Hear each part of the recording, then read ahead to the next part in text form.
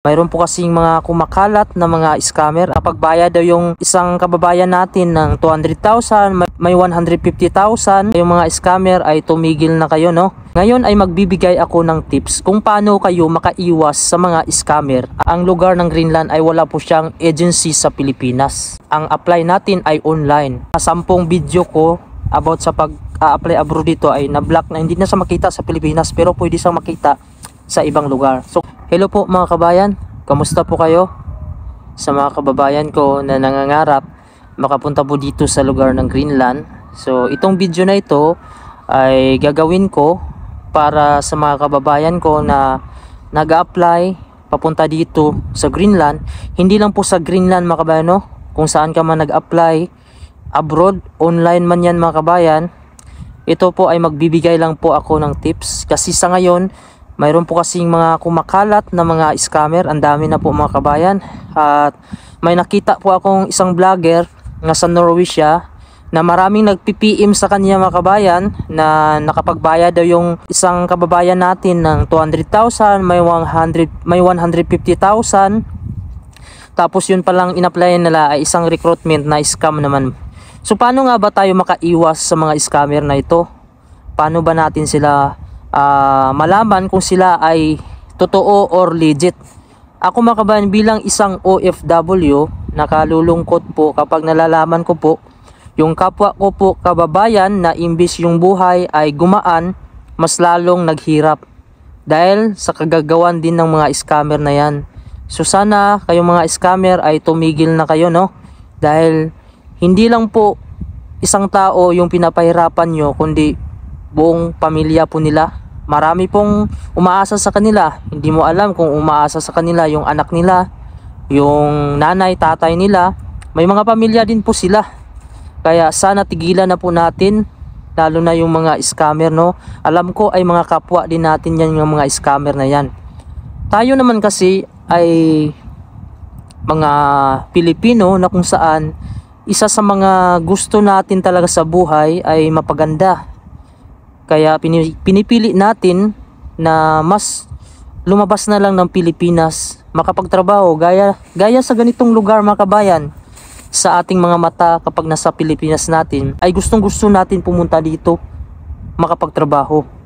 Pero ang realidad, kung talagang mayroon tayong pera ay bakit pa tayo aalis ng Pilipinas? Ngayon ay magbibigay ako ng tips kung paano kayo makaiwas sa mga scammer at para hindi kayo maloko. Katulad ng mga kababayan natin na nagbigay sila ng libo-libo, hindi ko alam kung paano pa nila kinita yan. Alam naman natin, OFW ay napakahirap kitain ng pera, tapos ibibigay mo lang sa isang recruitment na hindi pala totoo. Una mga kabayan, ako po ay magsasabi, ito po ay madalas kong sinasabi sa Facebook page ko. Ang problema sa Facebook page ko ngayon ay na-restrict po siya dahil ako ay binawalan ni Meta na magbahagi ng anumang trabaho dito sa Greenland dahil ito po ay labag sa community standard. Kaya po tumigil na po ako sa pagbibigay ng informasyon doon po sa Facebook page dahil na-restrict yung account ko. Kung magpapatuloy ako ay maaaring ma-delete. So dito natin gagawin sa YouTube dahil dito sa YouTube ay hindi naman ito pinagbabawal. Magbibigay ako ng informasyon or tips kung paano mo malalaman ang isang legit na recruitment. Dahil mga kabayan, kung alam mo lang, ang lugar ng Greenland ay wala po siyang agency sa Pilipinas. So malamang mga kabayan, ang apply natin ay online. Dahil nag-a-apply tayo online, may mga kababayan din tayo na gustong makapunta sa Greenland na nag-a-apply online. Yung sabi ni kabayan, walang manlulukong tao kung walang magpapaloko. Disagree ako sa sinabi ni kabayan. Kabayan, hindi po lahat ng utak na meron ka ay kagaya ng ibang tao. Kasi mga kabayan, no, ang ibang tao, hindi natin maiwasan yan na magbilis silang magtiwala. Lalo na yung isang tao na wala pa siyang kaalaman paano mag-apply. Halimbawa, ilagay natin siya ay first timer. Dahil alam niya na may hiring dito papunta ng Greenland, so hindi niya iniisip, wala siyang idea na may mga scammer pala sa paligid niya. Dahil hindi siya nasanay na naluloko siya, wala siyang alam na naluloko siya. So hindi natin maiwasan yung tao minsan nagtitiwala sa isang tao na mga manluloko. Kaya wag natin sabihin na walang maluloko kung walang magpapaloko. Dahil mga kabayan, hindi po tayo iba-iba po tayo ng utak. Kaya ito lang, magbibigay lang ako ng tips sa mga baguhan dyan, sa mga gusto mag-apply abroad online. Dahil wala kang magagawa talaga kung sa Pilipinas ka, wala pong agency sa Pilipinas. Ang tutulong sa'yo, wala po. Depende na lang kung makakuha ka dito sa Greenland ng mga employer. Siyempre, ipaprocess yan sa Pilipinas. Kung di mo alam yung process, doon ka na magpatulong sa agency, doon ka na magbabayad, doon ka na magbibigay. Pero dito kasi kadalasan sa Greenland ay kapag may mga kamag-anak sila dito, siyempre papasok nila yung kamag-anak na sa Pilipinas, tuturuan nila kung paano maging legal. Kasi mga kabayan, ang direct hire po ay talagang pinagbabawal yan sa Pilipinas. Pero hindi bawal kapag ikaw po ay may kaalaman kung paano po mag-apply online at tapos kung paano mo po i-process yung papel na maging legal ka sa Pilipinas. Yun po ang kasabihan mga kabayan, no? Dahil pinagbabawal sa Pilipinas yung direct hire kasi marami po ang mga scammer. Diyan po papasok yung mga scammer na nagsasabi na sila yung recruitment, na hired ka na, magbigay ka muna ng pera para ipaprocess. So diyan na po papasok. Ngayon, paano natin malalaman kung legit nga yung in-apply natin? So gaya dito sa Greenland mga kabayan, ito ang Greenland kasi gusto nyo magpunta dito sa Greenland mag-apply. Wala kayong kilala dito. Yun ang sinasabi ko, online lang kayo mag-apply. Ako po kasi dati, nag-apply po ako online sa Work in GL. Ang Work in GL ngayon ay wala na din, hindi na din sila nagpo-post. May mga video po ako sa Facebook page ko mga kabayan, no, about paano mag-apply dito sa Greenland. Ito po ay sinasabi ko po yung Work in GL na nag-hired sila. Ang problema, naka-block po siya sa Pilipinas, hindi na po siya makikita. Siguro mga 10 video ko about sa pag-apply abroad dito ay na-block na, hindi na siya makita sa Pilipinas, pero pwede siya makita sa ibang lugar. So kaya ako tumigil na magbigay ng mga informasyon sa Facebook page dahil na-restrict ako dahil binlock yung video ko sa Pilipinas. So ngayon ito na lang gagawin ko sa YouTube na lang kasi nga wala na tayong choice, bawal tayo sa Facebook. Kabayan, pag pupunta ka dito sa Greenland, online lang po ang apply. Ngayon wala nang Work in GL, mayroon pa namang online dito or portal job sa Greenland na pwede mong applyan. Ito po yung sinabi ko sa inyo, di ba? Binigay ko na po yung solid.gl. Sa solid.gl na yan, ayan po yung portal job dito sa Greenland na pwede po kayo mag-apply dyan kung ano yung skill nyo, pasukin nyo po. Hindi po yan recruitment, hindi po yan agency, kundi website yan.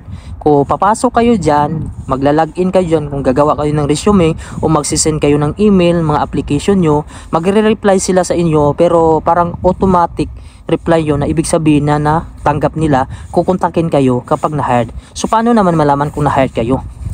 Kadalasan magre-reply sila sa email or number na nilagay mo kung hindi ka nila makontak. Ngayon kung may kukontak sa inyo, lagi nyo tatandaan ang number ng Greenland ay +299 lang po siya. Tapos ang number naman ng Denmark, kasi sa Denmark pwede ka rin mag-apply, may recruitment kasi sa Denmark, yun po yung AgroJob Denmark. So dyan ay isang legit talaga. Ang kukontak sa iyo dyan mga kabayan ay email din or pwede ka nilang tawagan, pero ang cellphone number sa Denmark ay +45. So pag +45 Denmark yan. Pero ito pong yung masasabi ko inyo, kahit yung number ng Greenland or Denmark ang tumawag sa inyo, kapag sinabi niya, okay na hired ka na, mag-uumpisa ka na mag-process, pero kailangan mo muna magbayad ng ganito, 1,000 pesos, 2,000 pesos. So mag-isip-isip ka muna mga kabayan bago ka magbigay ng pera. Baka mamaya bibigyan ka lang ng konting ng pambayad na 1,000 muna kasi process. Mamaya sasabihin naman sa'yo na ito na po, nandito ng permit mo pero kailangan mo munang magbayad ng 10,000. So dyan na ka mag-isip. Ang pag-apply po papunta dito sa Greenland ay wala pong bayad. Yung process wala pong bayad. Kapag na-hired ka po dito sa AgroJob Denmark, sagot po nila mga kabayan. Kasi mayroon po tayong kababayan na nandito na sa Greenland, AgroJob Denmark yung recruitment nila. Pero kadalasan kasi dyan, mga direct hire o nasa Europe na, nasa labas ng Pilipinas yung kinukuha nila. Pero mayroon po ako nakachat dati na electrician siya, nasa Ilulissat siya ngayon sa Greenland, pero sa Pilipinas po siya nag-process. Pero ang sabi niya sa akin, parang nagpatulong daw siya sa agency sa Pilipinas na para maasikaso yung papel niya. Pero syempre nagbayad siguro siya ng pera nun. Kasi hindi naman pwede magpatulong sa Pilipinas ng libre. Wala namang libre ngayon. Pwera na lang, may mga legit na agency sa Pilipinas na konektado gaya ng Canada. So wala talagang babayaran yun. Gaya ng IPAMS, yun yung mga kilala na mga Mercan, yan yung mga agency na nagpapaalis papunta Canada na wala talagang bayad kasi nga binabayaran na yan ng gobyerno ng Canada. So dito, dahil wala tayong agency sa Pilipinas papunta ng Greenland, so natural, online yung apply natin. Kung nag-apply ka online mga kabayan, antayin mo lang na may mag-reply sa iyo na email. Wag na wag ka pong makikipag-contact gamit yung WhatsApp, Messenger, or kahit ano pa po, at titingnan mo po palagi yung number. Kasi madalas yung nag-i-scam yan ay nasa Pilipinas lang or nasa ibang lugar abroad or kapwa lang natin Pilipino. Kasi wala namang ibang mag-i-scam na ibang lahi mga kabayan, kasi mga Pilipino lang man kadalasan mag-apply dyan sa Greenland papunta dito. Kasi ako ay vlogger, influencer ako. Siyempre gusto ko lang din makapagbigyan ng impormasyon sa inyo kung paano kayo malayo sa mga recruitment na yan or mga nagpapanggap na mga recruitment pero scammer naman. Kaya ito lang po masasabi ko, wag na wag po kayo magbibigay ng pera para hindi po kayo ma-scam. Kasi po ang pag-apply po papunta dito sa Greenland ay sa akin wala pong bayad mga kabayan. Depende na lang kung ikaw po ay may kamag-anak dito na sabi niya hanapan ka ng employer, kamag-anak mo talaga. Siyempre sigurado ka na, magpa-process ka, magbabayad ka, natural. Kasi nga pag dito kasi kung may kamag-anak ka, hanapan ka ng employer rito, may ibang employer na hindi ka naman sasagutin yung mga pamasahe mo, processing fee, so ikaw yung magbabayad. So at least may idea ka na legit kasi kamag-anak mo eh. Pero kung may in-applyan ka mga kabayan online, ito po hindi lang po sa Greenland, kahit saan naman online, kung mayroon ka ng kakilala dyan o kaibigan mo na dyan na sa mismo galing at binigay ka niya, siyempre mga kabayan, siguro masasabi mo na legit at makikita mo na nagpo-post sila online. Ito po na-hired na papunta ng Greenland, ito po ay na-hired na papunta ng Poland, Europe. Talagang pinopost sa Facebook at may Facebook page sila. Huwag ka pong makipag-contact dyan na hindi mo sila nakikita. Nagtiwala ka agad, sasabihin na, ay sir, mag-fill up ka na sir kasi kuhan ka na, pasado ka na. Agad-agad, hindi ka pa nga na-interview, pasado ka na. Pero kailangan bago mag-umpisa yung kuhan, ito muna, i-compute na yan yung babayaran mo, monthly, tapos kung gusto mo installment, mas malaki. Pero kung i-cash mo, mura na lang. So ganyan yung mga kabayan, maraming mga recruitment consultant dati sa Dubai, mga kasama ko na na-scam, papunta po ng Canada. Ako naman mga kabayan ay naka-apply din ako papunta ng Canada dati, kaso consultant yun na student pathway. Ang mali lang nila, hindi nila sinabi sa akin yung kailangang pera na i-prepare mo. Basta sinabi niya lang na qualified ka, pwede ka na mag-umpisa ngayon kahit makapagbayad ka muna ng 15,000. Pero isang consultant siya, pero wala akong idea na ganito pala yung babayaran mo, milyon pala yung i-prepare mo papunta ng Canada. Sabi ko, saan ko ako kukuha ng milyon? Pero nakapagbayad na ako ng 100,000 kasi nga mag-uumpisa na yung pipilian kanila ng school. Kasi student pathway papunta ng Canada, kailangan magsiselect muna sila ng school kung saan ba, tapos may mga tuition. Tapos kinumpute ko, bakit ganito mahal man pala ang student pathway? Sabi kasi mag-aaral ka doon at magtatrabaho, so kaya mo daw bayaran yung tuition fee mo gamit sa pagtatrabaho mo. Hanggang nag-search ako, sabi ko hindi naman pala madali ang papunta ng Canada. So yung recruitment na yun or consultant, legit talaga siya. Ang problema, hindi sila nagbigay info sa akin. Basta sinabi niya lang na ikaw pwede ka na, qualified ka kasi ito yung course na kunin mo. Maganda sa Canada kasi makapag-aral ka doon, maging permanent residence ka, makuha mo yung pamilya mo. Maganda ang kuha ng Canada, pero magbayad ka muna ng ganito kasi mag-uumpisa tayo maghanap ng school mo. So ganyan yung mga technique ng mga consultant. Hindi nila iniisip, hindi nila tinatanong kung ikaw mayroon ka dapat ganito ha, may pundo ka dapat na 1 milyon bago pupunta ng Canada. Yun ang hindi sinabi sa akin ng recruitment o consultant na in-applyan ko papunta ng Canada. Nasa Saudi ako noon. So nag-withdraw ako kasi wala naman akong ipon kasi nag-uumpisa na sana yung pag-process ng visa ko mga kabayan, kasi napilian na nila ako ng school papunta dun sa doon pa yun, yung Canada na lugar na yun sa Ontario. Tapos ganito yung tuition. Sabi niya, sa tuition mo pwede mo bayaran muna yung ganito half. So sabi ko, kaya lang to half. Pero yung pera pala dapat na show money mo ay dapat yun pala dapat ang gagamitin mo papunta ng Canada. So wala naman akong kamag-anak sa nakukuha ng show money. So yun, nag-withdraw na ako. So yun lang po mga kabayan, basta ang ma-advise ko sa inyo, wag na wag po kayong magbibigay ng pera, wag na wag po kayong magipag-transaksyon sa mga messenger, sa mga WhatsApp o anuman. Email, pwede pa kayo makipag-transact, pwede makipag-video call sila sa inyo, man to man mga kabayan. Titingnan nyo kung baka mamaya yung nakapag-video call mo Pilipino din or ibang lahi or mga Indian, yan lang naman kadalasan, o African, mga kadalasan mga ganyan mga kabayan na mahilig mang scam. Pag legit talaga mga kabayan, kung makipag video call man sa sayo, yun ay makikita talaga yung mukha, or hindi po sila gumagamit ng mga anumang messenger o WhatsApp. Pasan nyo po mga kabayan, no, na mag-comment po kayo, lalo na sa mga post, yung mga post na mga hiring bound to Greenland. Tapos yung nag-post na yun, yung Facebook page na yun, titingnan nyo muna kung marami ba itong followers, ilang followers. Minsan yung mga followers, nilalagyan pa nila yan ng 2 million. Edit lang yun, edit, pero hindi naman pala totoo. Tapos may nakalagay sa kuan friends. So hindi Facebook page yun. Kaya yun ang lagi nyong tatandaan. Kapag nag-a-apply kayo abroad mga kabayan, dapat sigurista talaga kayo. Wag na wag.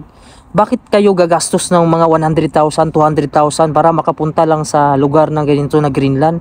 Okay lang mga kabayan kung gagastos ka ng ganyan kung sigurado. Kung nandito na yung mga kamag-anak mo, pwede siguro sugalan mo. Pero kung hindi ka sigurado, bakit ka magbibigay ng 200,000, 300,000 kung marami namang applyan dyan na libre? So wag na wag nyo pong gagawin yan mga kabayan.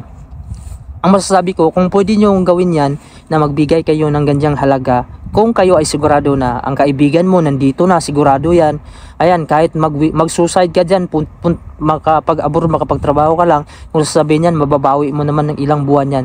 So ganyan po mga kabayan. Kaya dapat, pag mag-apply online mga kabayan, wag maging sigurista po kayo. Wag po kayo magpalukok sa maraming mga scammer ngayon. Kaya yun lang po ang masasabi ko. Ako po ay isang OFW, ramdam ko po ang isang OFW kung paano po kumita ng pera, makaipon lang. Tapos ngayon, ibibigay lang natin sa scammer. So maraming umaasa sa atin ng mga anak natin, pamilya natin. Kinita natin yun sa pagod, tapos ibibigay lang natin sa scammer. So sana naman yung mga scammer na yan, sana tumigil naman kayo kasi may mga pamilya din yung tao. So ipakita ko po sa inyo yung lugar dito. Ayan. So ito po yung lugar natin. Ayan. So nandito po tayo sa itaas. Ayan. So maganda yung panahon natin at napaka-aliwalas ng city na to mga kabayan. So ito po, yung oras dito ay alas 7 na po ng gabi. So gumawa lang talaga ako ng video para naman makapagbigay tayo ng informasyon sa kababayan natin. Isa pa mga kabayan mayroon po tayong mga kababayan na nagko-comment dito sa Facebook page ko kung tunay ba daw itong mga account na ito na nagmi-message sa kanila na ako daw si Pinoy in Greenland, humihingi daw ng pera ng ganito para sa process po. Mga kabayan, kung ikaw po talaga ay solid supporters ko, kung nanonood ka po ng mga vlog ko simula nung nag-vlog po ako pag-apply dito sa Greenland, ay malalaman mo po yung totoo. Ang problema ngayon ay pinagdi-delete ko na po yung mga apply online papunta po dito sa Greenland. Dinelete ko na po mga kabayan kasi na-restrict po nga ako sa Facebook. Kaya wala na po kayong idea kung paano po makapunta dito sa Greenland. Wala na po kayong makikita sa akin na mga apply online sa Facebook page ko dahil dinelete ko na mga kabayan para sa ikabubuti ng Facebook page ko. Kaya mga kabayan, marami pong nagko-comment doon sa Facebook page ko na ganito na hindi daw ako nagre-reply for the views lang daw. Bakit hindi daw ako nagbibigay informasyon kung paano makapunta dito sa Greenland. Actually mga kabayan, ang dami ko nang ginawang video pero ito ay naharang sa Pilipinas at dahil dyan na-restrict ako kay Facebook. So ang gagawin ko para maging safe yung aking Facebook page, dinelete ko na lang. Kaya wala kayong makikita informasyon doon at hindi po ako nagre-reply sa mga comment kung paano makapag-apply sa Greenland. At sana wag po kayo magalit sa akin. Kung gusto nyo po talagang malaman mga kabayan kung paano makapunta dito, ay sundan nyo lang po itong aking YouTube channel. Gumagawa po ako ng tutorial dito kung paano makapunta, paano po kayo makaiwas sa mga scammer. So yun na mga kabayan, basta hindi ako nakikipag-message sa mga messenger, WhatsApp, Viber na yan na nakikipag-usap ako sa inyo. Hindi po ako gagawa ng ganyan na makipag-usap nga ako mga kabayan about sa trabaho. Hindi po ako humihingi ng pera. Actually ako pa po ang nagdo-donate mga kabayan, hindi po sa pagmamayabang sa mga kababayan nating nasalanta ng bagyo. So yun lang po, ingat po kayo palagi. Ginawa ko lang itong video para makapagbigay ng impormasyon. Maraming salamat. God bless you all po.